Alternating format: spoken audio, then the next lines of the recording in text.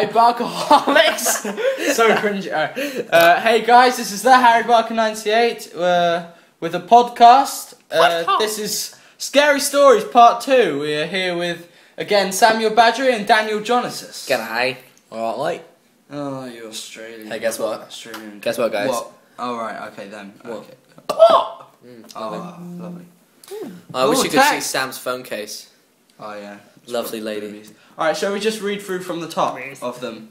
Okay, we can take Can I it do in the first turn. What the hell? There's 3 Bloody Mary. Bloody Mary It's because returns. Bloody Mary it's wins. because Bloody Mary is a big thing. I'm just gonna put it there. Bloody Mary is one of the most Put it there. Bloody Mary is one of the most haunted stories ever. Yeah. Alright, well, shall we take it in turns? Who wants to start off with the top one? Sam, you can do. Okay. Hollow. This is called Axe Murder Hollow. I don't know what this is about. I'm just reading up the screen because Harry told me to. Susan and Ned were driving through a wooded, empty section of the highway. Lightning flashed. Thunder roared. The sky went dark and then a torrential downpour. We'd better stop! Said Susan. Ned nodded to his head in agreement. When he stepped on the brake, the car started to slide and slick on the pavement. They went off the road and slid into a halt at the bottom of an incline. What? Have we got to click on the link or something? That's not the whole thing, is it? That's really shit. That's the whole thing. If this is 4 pages long, I'm not reading A mudslide. it. Are you serious? Look how long that is. No, go down. That wasn't. Oh, there are No, it's comments. not very long. This was shit. Oh wow. Where are we? Alright, we're... Incline. Pale and shaking, Ned quickly turned to see if Susan was alright. When she nodded... Ooh, sorry. People keep nodding in the story. Ned relaxed and looked through the rain-soaked windows. I'm going to see how bad. I'm going to see how bad it is. He told Susan. Oh, that's a man. And Sorry. when we went out in the storm, she saw his blurry figure in the headlight, walking around in front of the car. I nearly said that, yeah. Yeah. A moment later, he jumped beside her, soaking wet. The car's not badly damaged, but we're wheel deep in mud. He said. I'm gonna have to go for help. Susan swallowed nervously. Gulp. There'll be no quick rescue here. He told her to turn off the headlights and lock the doors until he returned. Oh, that's safe. Axe Murder Hollow. Oh yeah, great. That's just repeating the title. Well done, guys. No, that's the name of the Well done. place. That's the name of the place. Is it? It's a place. It's- Okay. I would not Although go Ned there. hadn't had time.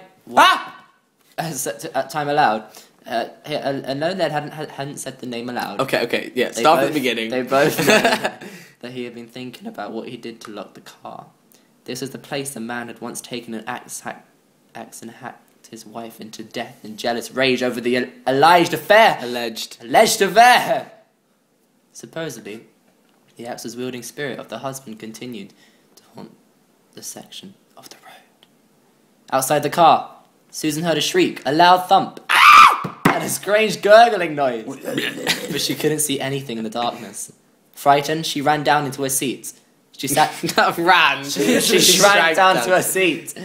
She sat in silence for a while. And then she noticed another sound. Bump, bump, bump. It was a soft sound. Like something had been blown by the wind. Suddenly, the car was illuminated by a bright light. An official sounding voice told her to get out of the car. Get out of the car now! Ned must have found a police officer. Susan unlocked the door and stepped out of the car. As her eyes adjusted to the bright light, she saw it! Wait, it's going down. How long is this? No. Where are we? Hanging. Hanging by his feet from the tree from the next car was the head of the body Ned. Was a dead From body. the Okay, read that whole sentence again. Hanging by his feet from the tree next to the car was the dead body of Ned. His bloody throat had been cut so deeply that he was nearly decapitated. Decapitated. The wind swung his corpse back and forth, so it thumped against the tree. Bump, bump, bump. Susan screamed and ran towards the voice and the light. As she grew close, she realized the light was not coming from a flashlight. Standing there was a glowing figure of a man with a smile on his face and a large, solid, and definitely real axe in his hands. She backed away from the glowing figure until she bumped into the car.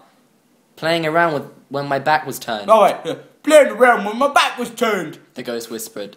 stroking the sharp blade of the axe with his fingers. You've been very naughty. The last thing she saw was a glint of the axe blade in the eerie, Incandescent. light. Well, that was more of a porn story than Yeah. actual. These stories are crap. Shall I find one? I can scan read something. Yeah, you find one. Go on, Daniel! Daniel! You guys can keep chatting. So Sam, how have the holidays been fair to you? If you were Well- going to say that was a real sentence, it would be how are the holidays faring for you? Well, I am enjoying it, but I can't say I would like to go on with this business. It appears we've made quite an Irving of you. You would know. Okay, guys, you're not going to quote the woman in black for like. I No. just burped How in your have face. the holidays been? What have you done? Don't forget that porn video that you and me made with that girl from our school. Oh yeah. Harry, you weren't even there, man. No, I saw it on YouTube. Oh. No, you mean you. Yeah, it's been alright. Been working on some music. Made a video for Sunday. Oh shit, I'm scratching. Oh fuck. We made a James Bond film. Made a James fun. Bond That's ICT fun. video that I would put up, but it's got music on it, It's copyrighted. and Germany would not. You can like put it that. on YouTube. Yeah, but you'd still get copyright for it. I don't want to get any strikes. God, this. You won't get strikes. Yes, Just you Germany do. will I be do like, get "Ugh." strikes. Huh? I've already got 2 strikes. Really? I haven't got any.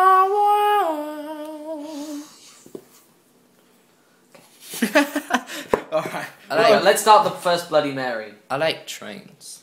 Okay, can I read this one? Take it away, big boy. Right, ladies and gentlemen, boys and girls, welcome The to next our screen. No, that's my quote. Okay, in the words of Alfred Hitchcock, this may be the scariest film I have ever made, and remember, the next scream you hear may be your own.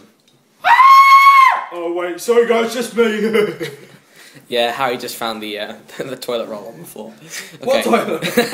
Right, welcome to the first installation of the Bloody Mary stories.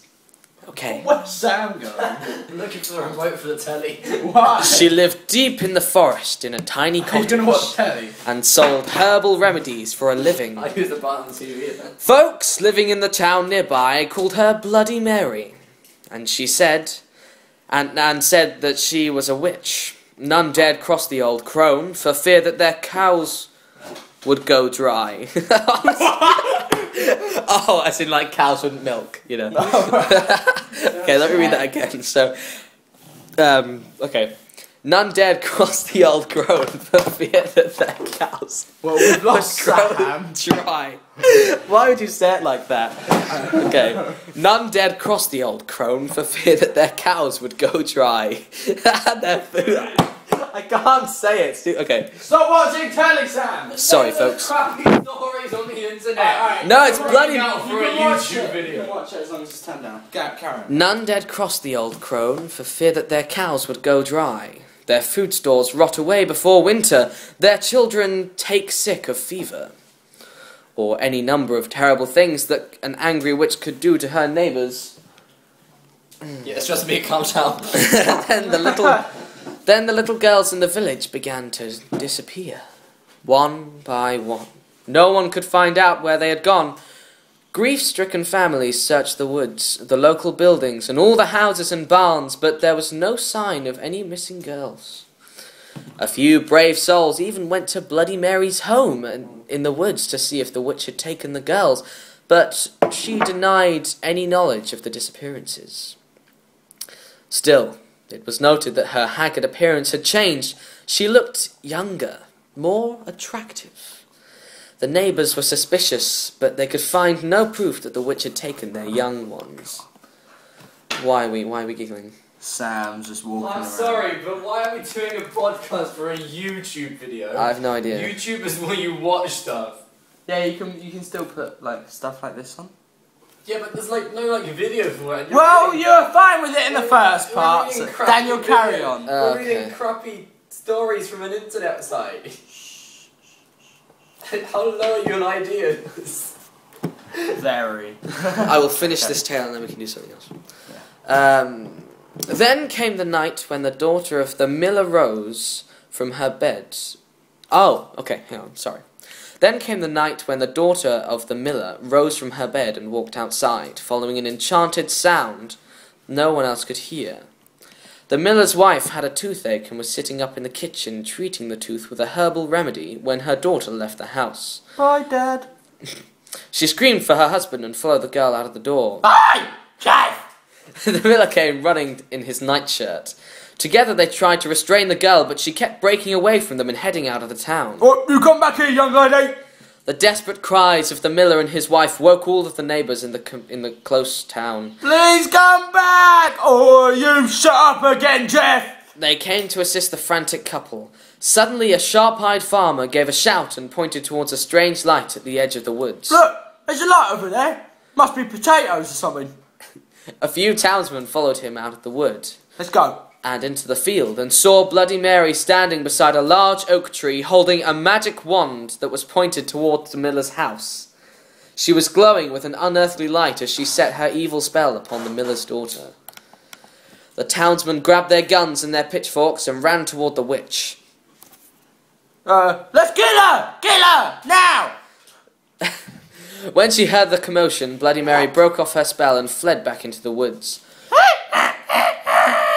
Oh god, that was bad. That was awful.